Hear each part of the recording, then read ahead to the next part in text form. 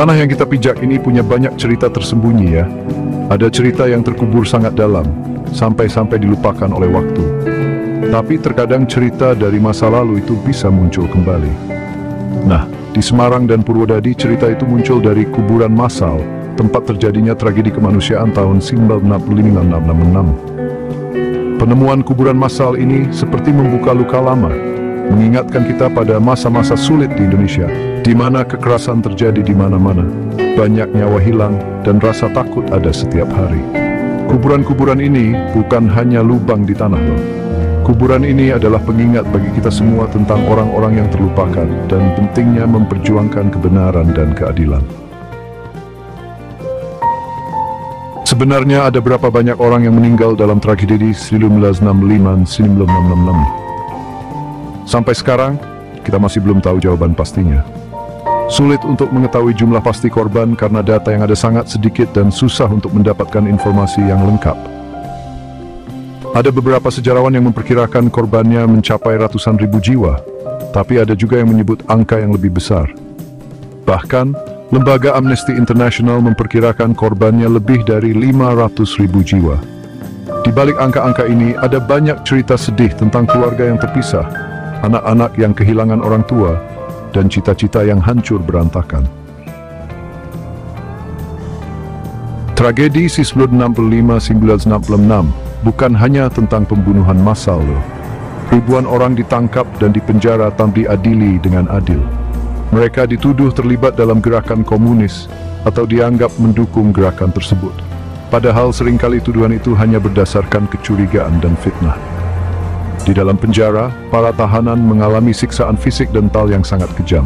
Mereka kelaparan, dipukuli, bahkan ada yang mengalami pelecehan seksual. Banyak yang meninggal dunia di dalam penjara, dan yang selamat hidup dengan trauma mendalam yang menghantui mereka seumur hidup. Penjara-penjara itu menjadi tempat yang menakutkan, tempat di mana hak asasi manusia diabaikan demi keamanan negara. Sudah lebih dari 50 tahun sejak tragedi 1965-1966 berlalu, tapi kenangan buruknya masih membekas. Keluarga korban dan mereka yang selamat hidup dengan trauma dan stigma sosial yang sulit dihilangkan. Anak-anak yang orang tuanya dituduh komunis seringkali mendapat perlakuan tidak adil dalam pendidikan, pekerjaan, dan pergaulan. Mereka hidup dalam bayang-bayang masa lalu orang tua mereka, dicap sebagai anak PKI yang sulit dihapus. Stigma dan diskriminasi ini adalah warisan buruk dari tragedi 1966, luka yang tak kunjung sembuh dan terus merusak rasa kemanusiaan kita. Pada tanggal 30 September tahun 1965, Jakarta dibuat gempar oleh peristiwa penculikan dan pembunuhan 6 jenderal Angkatan Darat. Peristiwa ini dikenal dengan nama Gerakan 30 September atau J30S. G30S ini menjadi peristiwa penting yang mengubah sejarah Indonesia. Partai Komunis Indonesia atau PKI dituduh sebagai dalang di balik peristiwa ini. Akibatnya, terjadilah kekerasan dan penangkapan besar-besaran terhadap anggota dan simpatisan PKI di seluruh Indonesia. Di tengah kekacauan politik saat itu muncullah Surat Perintah 11 Maret atau Super Semar.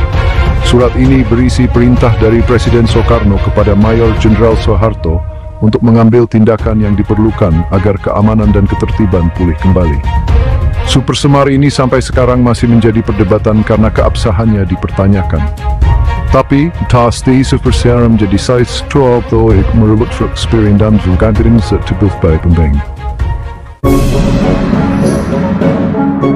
Super Semar menandai berpindahnya kekuasaan dari Soekarno ke Soeharto. Rezim Orde Baru pun lahir menggantikan Orde Lama, membawa cerita sejarah yang berbeda dan membungkam suara-suara yang mengkritik.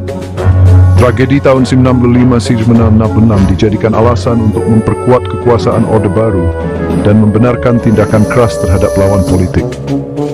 Komunisme dijadikan hantu yang terus ditakuti, digunakan untuk membungkam kritik dan membatasi kebebasan rakyat. Pergantian kekuasaan ini membawa dampak besar bagi Indonesia. Demokrasi terluka, hak asasi diabaikan, dan korupsi merajalela. Luka lama tahun 1965 terus menghantui, menjadi pengingat betapa rapuhnya demokrasi dan pentingnya hukum yang adil. Kita tidak bisa mengubah masa lalu, tapi kita bisa belajar darinya. Tragedi 1995 mengajarkan kita tentang pentingnya persatuan, toleransi, dan menghargai hak asasi manusia. Rekonsiliasi memang proses yang panjang dan sulit, tapi ini langkah penting untuk menyembuhkan luka lama dan membangun masa depan yang lebih baik. Rekonsiliasi bukan berarti melupakan masa lalu, tapi menghadapinya dengan jujur dan adil. Rekonsiliasi membutuhkan keberanian dari semua pihak untuk mau berdialog, mengakui kesalahan di masa lalu, dan berkomitmen untuk menciptakan masa depan yang lebih baik bagi Indonesia. Keadilan adalah hal yang paling penting dalam membangun masyarakat yang adil dan beradab. Tanpa keadilan, tidak akan ada kedamaian yang sesungguhnya. Korban dan keluarga korban tragedi Spree 1965-96 berhak mendapatkan keadilan, termasuk pengakuan atas penderitaan mereka dan pemulihan nama baik. Mengungkap kebenaran tentang apa yang sebenarnya terjadi pada tahun 1966 adalah langkah penting untuk mewujudkan keadilan. Penyelidikan yang independen dan adil harus dilakukan untuk mencari tahu fakta-fakta yang selama ini tersembunyi. Jika kita terus membiarkan ketidakadilan terjadi, maka kita akan sulit untuk bersatu dan membangun Indonesia yang lebih baik. Kebenaran dan keadilan adalah fondasi untuk Indonesia yang lebih baik, Indonesia yang menghargai hak asasi manusia dan menjunjung tinggi nilai-nilai kemanusiaan. Melangkah maju berarti memastikan bahwa hak-hak korban dan keluarga korban tragedi 1965-1966 dipenuhi. Ini termasuk hak untuk mengetahui kebenaran, mendapatkan keadilan, rehabilitasi, dan jaminan bahwa peristiwa serupa tidak akan terjadi lagi. Pemerintah punya tanggung jawab moral dan hukum untuk memenuhi hak-hak korban. Ini termasuk memberikan ganti rugi, memberikan layanan kesehatan dan psikososial, serta menghilangkan stigma dan diskriminasi terhadap keluarga korban. Tapi ingat, membangun masa depan yang lebih baik bukan hanya tugas pemerintah saja. Generasi muda Indonesia punya peran penting untuk melanjutkan perjuangan demi keadilan dan kemanusiaan.